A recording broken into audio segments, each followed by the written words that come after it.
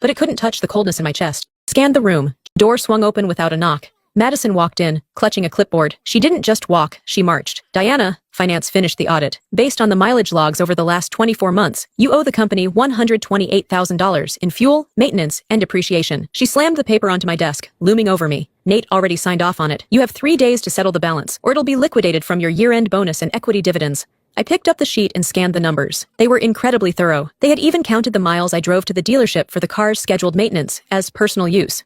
128,000, I mused.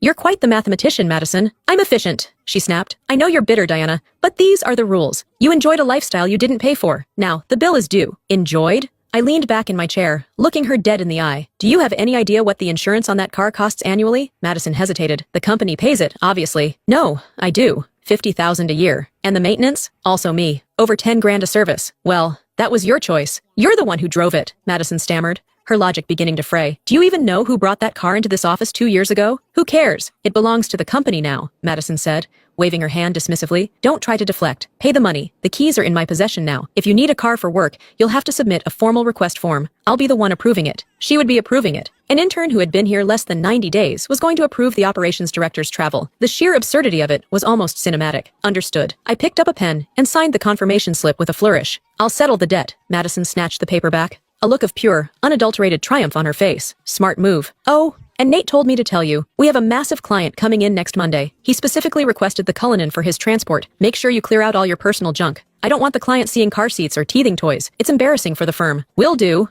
I agreed so quickly, it almost startled her. Madison turned and walked out, her heels clicking against the floor like a victory drum. I watched her go, then pulled out my phone. I checked my bank balance more than enough, and then dialed a number I had saved under legal. Hey Robert, it's Diana Mercer. Yes, I need to consult on a few things. Illegal seizure of private property, back payment of unauthorized expenses, and potential fraud. Evidence? I have everything. Every wire transfer, every service receipt, every insurance binder from the last 2 years. All in my name. I hung up and opened my bottom desk drawer. I pulled out a thick manila folder. Inside were the original documents for the Rolls-Royce, the sales contract, the title, the tax certification, and there, in bold ink under registered owner, were 2 words, Diana Mercer. 2 years ago, I had loaned the car to Nate to help him look the part of a successful CEO. He'd offered to sign a lease agreement, $20,000 a month. I had said, don't worry about it, Nate, we're partners. Keep the cash in the business until we're stable. We never put it in writing. I thought it was a gesture of loyalty. Now I realized it was just a weapon I'd handed him to use against me. If they wanted to play by the book, if they wanted to settle accounts, then we were going to count every single penny.